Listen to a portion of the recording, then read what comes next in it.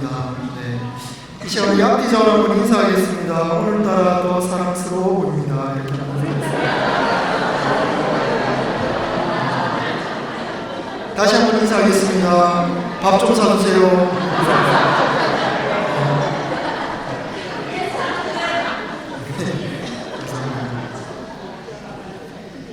맡기지 않으면 책임지지 않습니다라는 제목으로 함께 말씀을 나누고자 합니다. 사람마다 성취에 대한 욕구들이 있습니다. 성취될 때마다 얻게 되는 보상들로 사람들로부터의 칭찬과 인정, 물질적인 풍요로움, 명예를 얻거나 인기를 얻는 다양한 보상들이 따르기 때문입니다. 그리고 우리는 이런 것들을 통해서 자신감을 얻고 괜찮은 나를 발견하게 됩니다. 성취가 있을 때마다 나도 할 수 있는 사람이구나. 나도 괜찮은 사람이구나. 나도 멋진 인생을 살 수 있구나. 이런 것들을 깨닫게 됩니다. 인생의 성취는 우리를 성장케 합니다.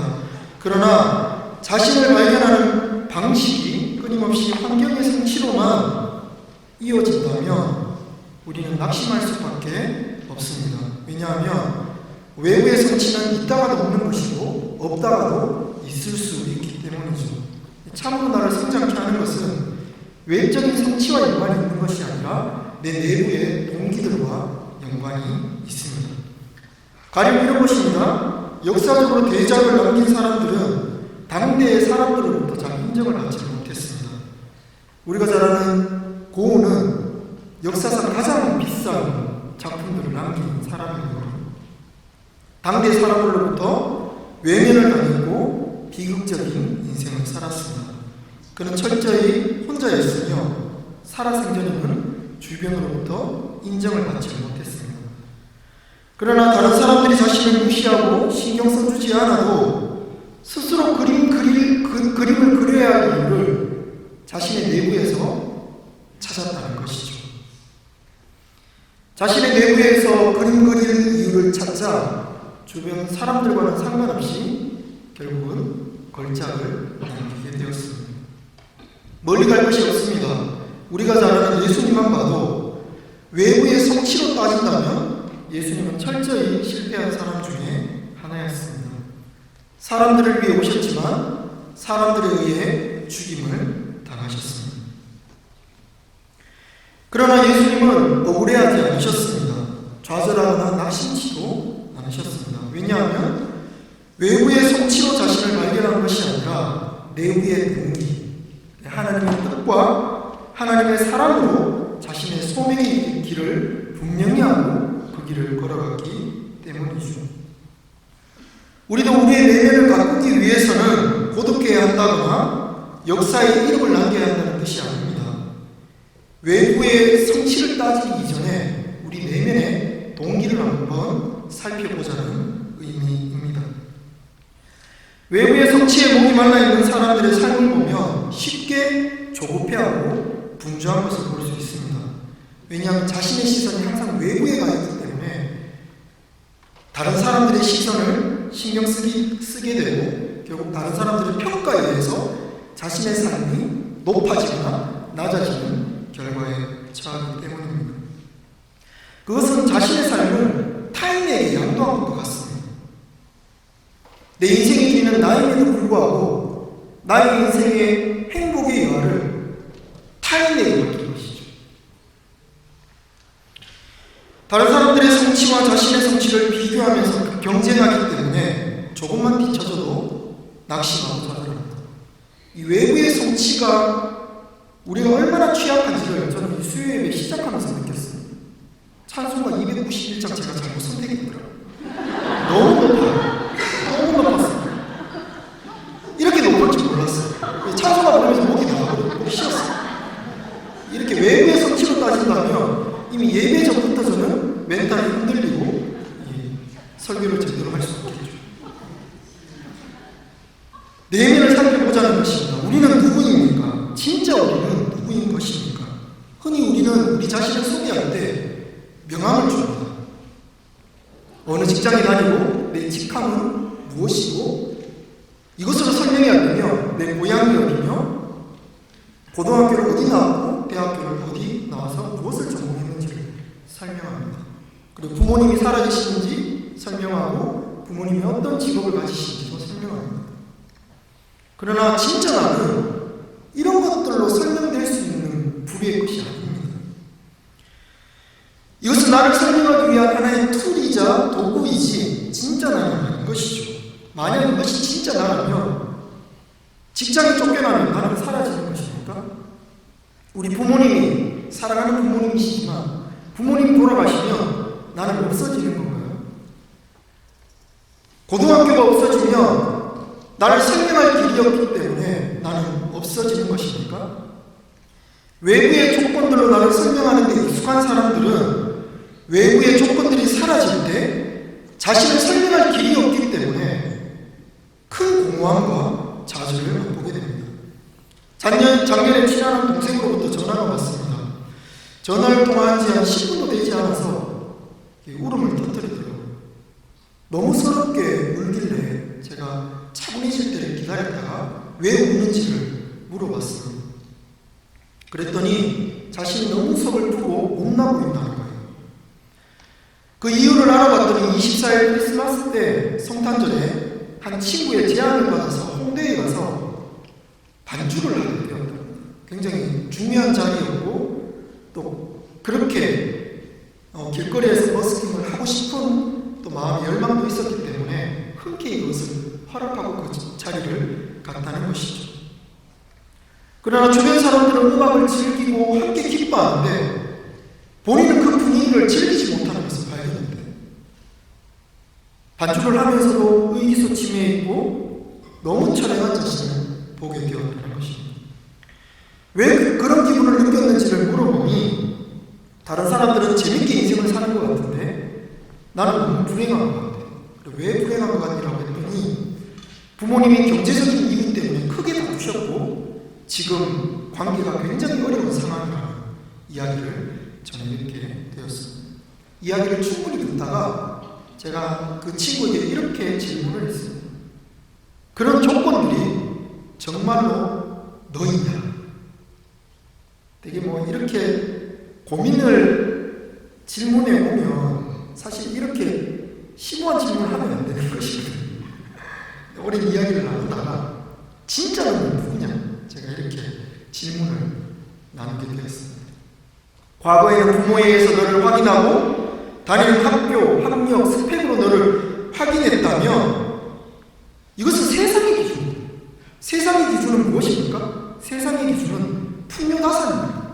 얼마나 풍요롭게 살고 얼마나 자녀를 많이 낳고 그 자녀가 성공하는가가 나의 성공의 기준이 되는 것이죠. 세상의 기준은 풍요다산입니다. 이것은 세상을 다스리는 악한 세력들의 통치 방법입니다. 세상은 항상 환경의 조건으로 우리를 평가하기 때문에 조금만 환경의 기준에 미달이 되면 우리는 쉽게 낙오자가 되어버립니다. 그렇게 세상의 기준에 젖어서 살아가는 사람들은 누가 시키지 않아도 알아서 피해의식을 가지고 자격지심을 가지게 됩니다. 이것은 누가 가르쳐서 된 게 아닙니다. 스스로 가지게 된 감정, 그 결과라는 것이죠. 자신을 설명하는 방식이 항상 이런 소유물에 달려있기 때문입니다. 얼마나 가졌느냐, 내가 얼마나 소유했느냐가 그 사람의 성공의 기준이 된다는 것이죠. 이런 자신을 설명하는 방식이 나쁜 것은 아닙니다. 그러나 언제 이 방식이 그 문제를 드러냅니까? 내가 자랑스럽게 여기는 그것이 내 손을 떠났을 때 문제가 발생한다는 것입니다. 그것을 놓쳤을 때 나를 설명할 방법이 없는 거예요. 그래서 우리는 쉽게 공허함에 빠지고 낙심하고 좌절하는 것입니다. 이것이 우리만의 감정일까요? 우리가 존경에 맞지 않는 다윗의 기도와 그의 고백을 한번 보도록 하겠습니다. 오늘 보면 시편 3편 1절의 말씀입니다. 여호와의 나의 궤적이 어찌 그리 많은지요. 일어나 나를 치는 자가 많으니. 다윗이 어느 날 느끼기에 주변에 있는 모든 사람이 자신의 경쟁자이자 자신을 치려고 일어나는 적인 것만 같다고 느낀 겁니다. 주변이 자신에게 호의적이지 않고 상황은 자꾸만 어려워져만 가는 것입니다. 주변을 눈치 뽑아도 내 편이 없어요. 우리가 살다 보면 그런 느낌을 가질 때가 있잖아요. 철저하게 세상에 버려졌다. 홀로 세상에 내동댕이 쳐졌다. 이런 느낌을 받을 때가 있습니다. 그러나 다윗의 위대함은 환경의 문제를 환경으로 극복하지 않고 그 문제를 하나님께 가져왔다는 데 있습니다. 다윗은 자신의 억울함을 누구에게 가져옵니까? 지금 이 기도문은 하나님께 드리는 기도문이거든요. 하나님께 가져왔습니다. 하나님께 와서 자신의 문제를 토로하고 그 문제를 해결하고자 한다는 것입니다. 그래서 하나님 앞에 많이 웃는 사람이 사람들 앞에 웃을 수 있습니다. 이 말은 제가 만들었는데 너무 좋은 것 같아요. 하나님 앞에서 많이 웃는 사람은요, 사람 앞에서 웃을 수 있습니다. 반대로 사탄의 전략은 어떤 것입니까? 하나님 앞에서 울 수 없도록 만듭니다. 다만 사람들 앞에서 아우성을 치도록 만들죠. 하나님 앞에 나오지 못하도록 만들고 대신 사람들과 싸우도록 만들어요. 문제의 경계를 모호하게 만들고 대상을 착각하게 만듭니다. 우리의 적이 마치 사람인 것처럼 착각하게 만든다는 것이죠. 여러분, 다윗에게 아담에게는 두 아들이 있습니다. 가인과 아벨이죠. 이 두 사람이 하나님 앞에 제사를 드립니다. 그런데 아벨의 제사는 하나님께서 받으시고 가인의 제사는 받지 않으시죠. 하나님께서 그 제사를 받지 않으신다면 하나님께 그 이유를 확인하고 그 문제를 자신에게 찾아야 하는데 가인은 그 문제를 자신에게 찾지 않습니다. 그리고 단지 분노합니다. 화를 내고 내다가 내가 이렇게 화난 이유를 자신에게 찾지 않고 누구에게 찾습니까? 아벨에게 찾습니다. 아, 내가 행복하지 않은 이유는 저 아벨 때문입니다. 저 아벨만 없다면 나는 행복할 수 있겠다. 그래서 자존감이 낮은 사람은요, 문제를 항상 외부에서 찾는 거예요. 그래서 관계에서 가장 어려운 사람들이 어떤 사람인지 아십니까? 자존심은 센데 자존감은 낮은 사람. 그래서 고집은 있습니다. 그래서 외부의 문제, 항상 문제는 자신의 문제조차도 외부에서 찾아요. 그래서 자존심을 세웁니다. 근데 자존감이 높은 사람은 어떻게 합니까? 주변에서 뭐라고 하든 당당한 거예요.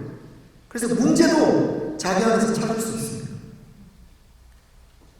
이 가인은 자존심은 센데 자존감은 낮은 사람인 것 같아요.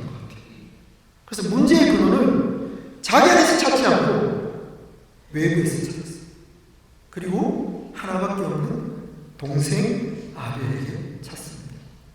그리고 이 아벨만 없으면 나는 행복할 텐데 라고 생각하면서 결국 그 아벨을 들로 몰래 불러내어 돌로 그를 쳐 죽이는 극악한 범죄를 저지르게 됩니다. 이것이 가인의 마음뿐입니까? 우리에게도 이런 마음이 생길 때가 있습니다. 이것만 있다면 행복할 텐데, 혹은 이것만 없다면 나는 행복할 텐데, 내 남편만 아니었으면 나는 더 좋은 남자 만났을 텐데, 이 아내만 아니면 더 좋은 아내, 여자 만났을 텐데. 여러분, 있는 거 고쳐 쓰는 게 좋습니다. 새로 만나면 새로 처음부터 다 시작해야 돼요. 처음부터 다 맞춰야 됩니다. 이것만 있으면 행복할 텐데, 이것만 없으면 행복할 텐데, 이런 외적인 조건으로 만약 행복해진다면 그것이 사라질 때 우리는 또다시 불행에 처하게 될 것입니다. 만약 우리가 추구하는 행복이 이렇게 가변적이고 흔들리는 것이라면 하나님 말씀하시는 구원이 어떻게 우리에게 행복이 되겠습니까? 조건으로 행복해진다는 것은 말 그대로 착각입니다.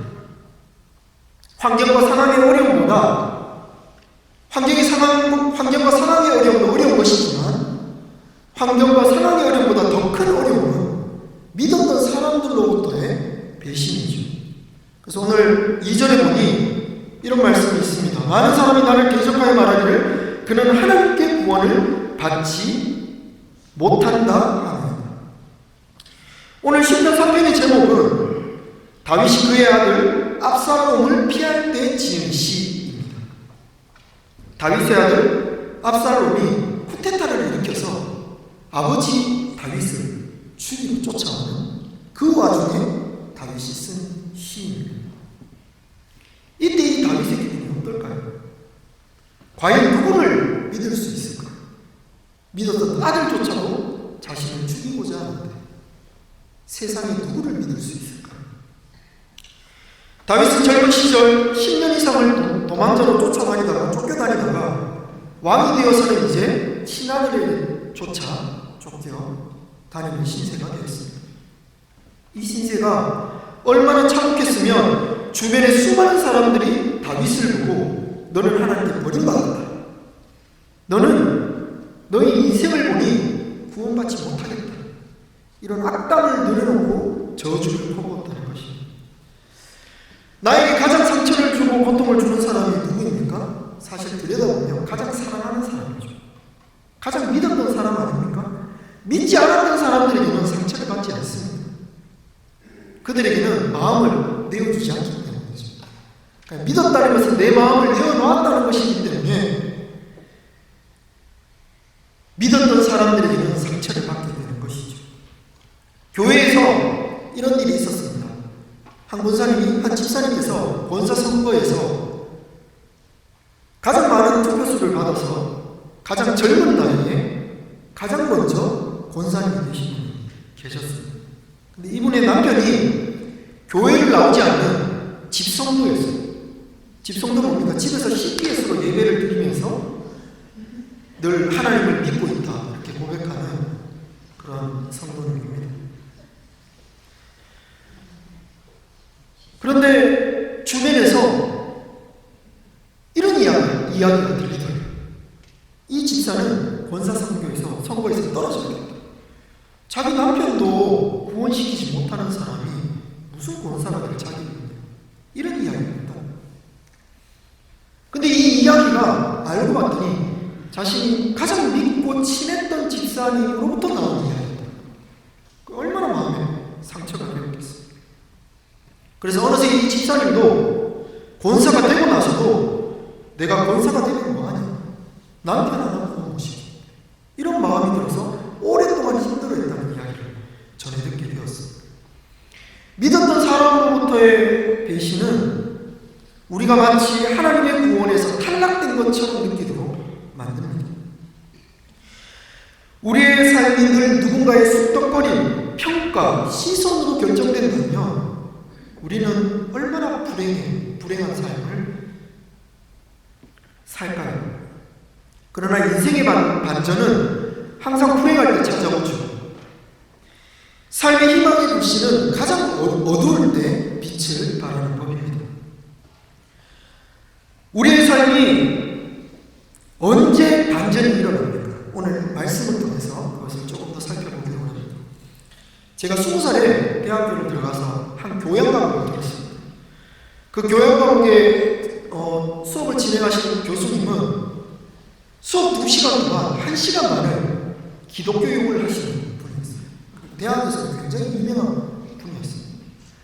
2시간 동안 1시간 반을 기독교 욕, 기독교인 욕, 하나님 욕 그렇게 하십니다. 그분이 하는 이야기의 맥락은 그겁니다. 기독교인은 다 이율배반적이고 가식적인 인간들이다. 왜 그런지 내가 시편에서 그 이유를 찾았다. 시편을 보니 다윗 한가, 얼마나 기독교인들이 좋아하는 다윗 봐. 하나님 앞에 조금이라도 자신에게 잘못한 사람이 있으면 그 사람을 저주하여 악담을 퍼붓는다. 그래놓고 나중에 사람들 만나면 웃고 있지 않나요? 이게 바로 기독교인의 실상이다. 기독교인은 겉과 속이 다르다. 이러면서 기독교인을 욕하고 예수 믿는 사람들을 욕하고 하나님을 모멸하며 그렇게 한 학기를 보냈습니다. 저는 기독교인으로서 20살에 참 큰 좌절을 그리고 모멸감을 느꼈습니다.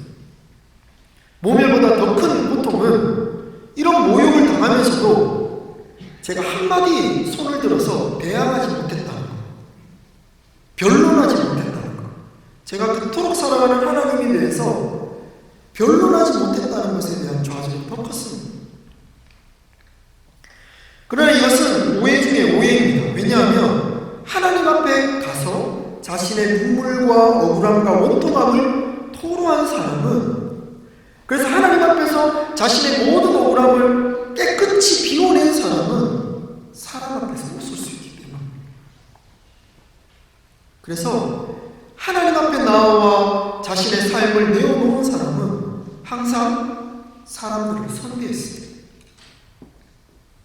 다윗은 하나님을 사랑할 뿐만 아니라 자신의 사람들을 사랑했습니다. 훗날 알게 됐어요. 하나님 앞에서 많이 운 사람은 사람들 앞에서 웃을 수 있습니다.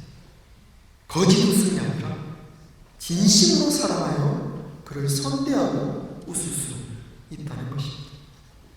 하나님 앞에서 자기 마음의 독을 뽑아낸 사람은 사람들 앞에 약을 제공할 수 있습니다. 이것이 바로 성경에 나타나는 하나님을 만난 사람들의 특징들 아니겠습니까? 왜 그때는 이 말을 못했을까요?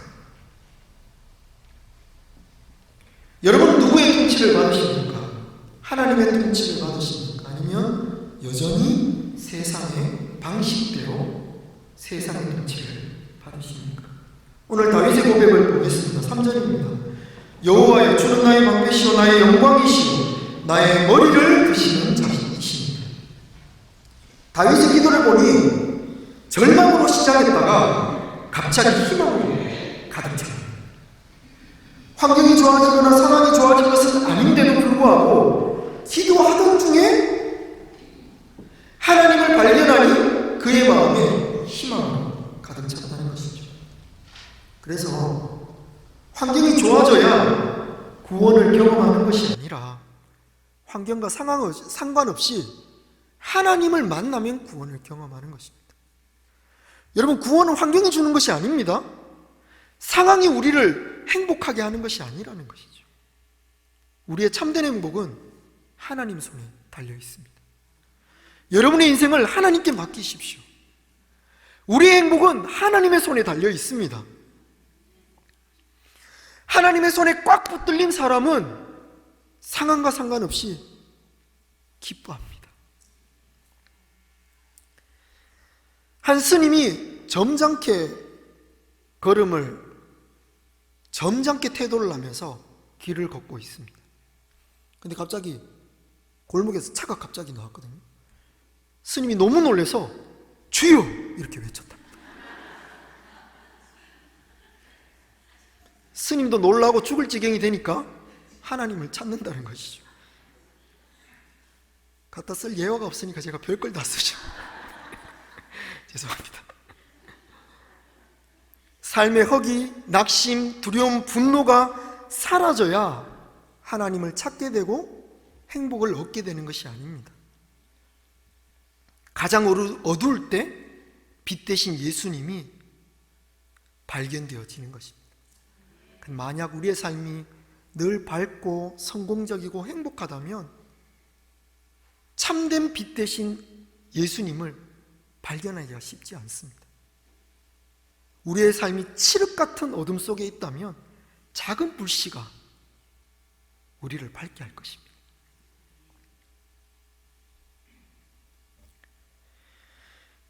내가 직장을 잃어도, 결혼을 못해도, 공부를 못해도, 원하는 일이 쉽게 이루어지지 않아도, 아무것도 하지 않아도 나를 설명할 길이 생긴 거예요. 하나님 안에서 나를 발견한 내가 진짜 나라는 것입니다. 이 토대가 얼마나 견고한지. 하나님께서는 세상이 변해도 변치 않는 분이시기 때문에 하나님께 뿌리를 내린 사람은 삶이 쉽게 흔들리지 않습니다. 그래서 예수님께서도 베드로를 만나자 어떻게 말해요? 장차 개바라 하리라. 갈대라고 불렸던 그 베드로를 반석인 개바로 변화시켜 주십니다. 갈대는 바람이 불면 줏대 없이 이 흔들렸다 저리 흔들렸다 합니다. 행복이 있는 것도 같고 없는 것도 같고, 성공한 것 같은데 실패한 것 같고, 기쁜 것 같은데 늘 낙심되고, 그렇게 줏대 없이 흔들리는 것 같은데 계속 흔들리다 보니 이 갈대가 어느 날 문득 깨닫게 된 거예요. 내가 이렇게 흔들리지만 밑으로 내려가 뿌리를 보니 뿌리가 어디에 박혀 있어요? 견고한 땅에 박혀 있더라는 거예요. 자신의 뿌리를 찾은 사람은 설령 줄기가 흔들린다 할지라도 그의 삶은 안전할 것입니다. 여러분의 뿌리는 어디에 있습니까? 하나님께 있습니까? 아니면 우리가 그토록 맞지 않는 환경에 성공이 있습니까? 인생이 절망스러워 수치스러워 머리를 땅에 떨굽니다. 온몸에 물처럼 힘이 빠지고 고개를 숙였더니 하나님께서 내 머리를 들게 하셨대요.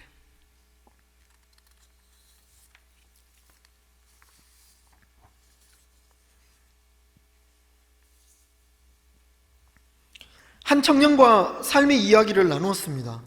자신의 인생에 말 못할 고통이 있더라고 이렇게 이야기를 하더라고요. 그래서 자신은 성격에 구김이 없고 밝은 사람이 참 좋대요. 그래서 앞으로 그런 사람을 만나고 싶답니다. 자신의 인생에 드리워진 그늘이 참 싫다라고 이야기를 했습니다. 어둡고 칙칙한 느낌이 들어서 자신의 내면에 숨겨져 있는 그늘을 볼 때마다 너무 괴롭고 자신의 모습이 싫다는 이야기를 했습니다. 그런 이야기를 듣다가 문득 하나님께서 지혜를 주셔서 제가 그 친구에게 이런 말을 하게 되었습니다. 사람이 지치고 힘들 때 태양이 내리쬐는 밝고 뜨거운 곳에서 쉬냐 아니면 그늘에서 쉬냐? 사람들은 어디서 쉬어요? 선선한 그늘에서 쉬죠. 햇빛이라고 마냥 좋은 것이 아닙니다. 그늘진 어두운 그늘이라고 해서 마냥 나쁜 것만도 아닙니다. 나와 동일한 아픔, 동일한 슬픔을 가진 사람들이 쉴 수 있는 공간을 마련해 줄 수가 있습니다. 내 삶에 나만 아는 고통은 다른 사람들이 쉽게 이해할 수 없죠. 그러나 어떤 사람을 만나면 마음의 위로를 받습니까? 나와 동일한 사람을 만나면 이해가 되죠. 그래서 출산 이후에 그 산후조리원 가면 그분들끼리 그렇게 친해진대요. 그 고통은 그분들밖에 모르거든요. 제가 가서 아무리 위로해도 소용이 없더라고요. 하나님께서는 우리의 밝음도 사용하시지만 우리의 그늘도 사용하십니다. 하나님께서는 우리의 성공도 사용하시지만 우리의 실패도 선용하십니다. 제가 이렇게 말하면서 제가 위로를 받았어요. 우리는 꼭 외적으로 성공해야만 행복한 것입니까? 잠시 좋기는 할 것입니다. 그러나 그리스도인의 삶은 여기서 멈추면 안 됩니다.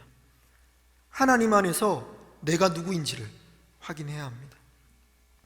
세상이 나를 어떻게 평가하는 것에 속지 말고 하나님 안에서 여러분 자신을 찾으십시오. 하나님은 나의 축 처진 머리를 들게 하시는 분입니다. 하나님은 외부의 공격과 비난으로부터 나를 보호하시는 나의 방패 되시는 분입니다. 안 좋은 상황이 호전되어서 구원이 임하는 것이 아니라 상황과 상관없이 하나님으로 인하여 구원이 생기는 것입니다. 구원은 하나님이 베푸시는 것이지 상황이 주는 것이 아닙니다.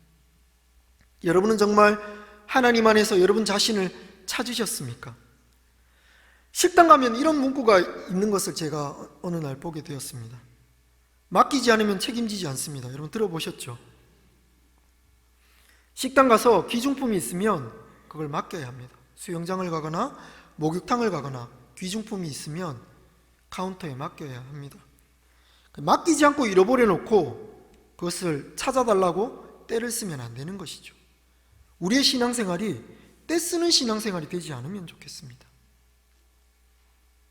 하나님께 책임을 묻고자 한다면 그만큼 하나님께 그 부분을 맡겨야 합니다.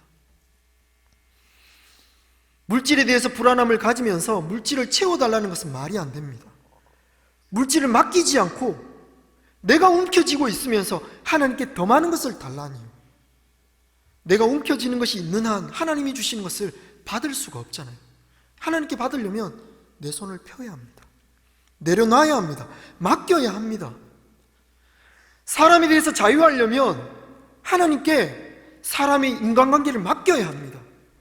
사람들이 나에 대하여 어떤 비난과 억울함과 원통함을 줘도 인간관계를 하나님께 맡기는 사람은 그 심령에 진정한 평화가 임합니다. 왜 관계 때문에 마음이 힘듭니까? 인간관계를 하나님께 내어놓지를 못하는 것이죠. 그래놓고 하나님, 왜 내 주변에는 이런 사람밖에 없습니까? 라고 원통해합니다. 그럼 하나님 묻죠. 내려놓으십시오. 우리가 무거운 짐을 듭니다. 그러면 무겁다고 말합니다. 그럼 어떻게 하나님께서 말씀하실까요? 무거우면 내려놔라. 그냥 나에게 맡기든지 내려놔라. 아주 쉬운 상식적인 이야기지 않습니까? 근데 우리 맡기지 않고 자꾸 때를 씁니다. 하나님, 내 인생은 왜 이렇습니까? 하나님, 나에게 왜 이것이 없습니까? 그것을 얻고자 하느냐? 그러면 너가 움켜쥐고 있는 것을 나에게 맡기라. 오늘 이곳에 있는 분들이 여러분들의 삶의 원통함과 억울함, 삶의 짐들을, 그리고 눈물들을 하나님 앞에 풀어놓고 하나님 앞에 많이 우시길 바랍니다. 그렇게 우신 분들은 사람들을 선대할 수 있습니다. 오늘 그런 저녁이 되기를 바랍니다.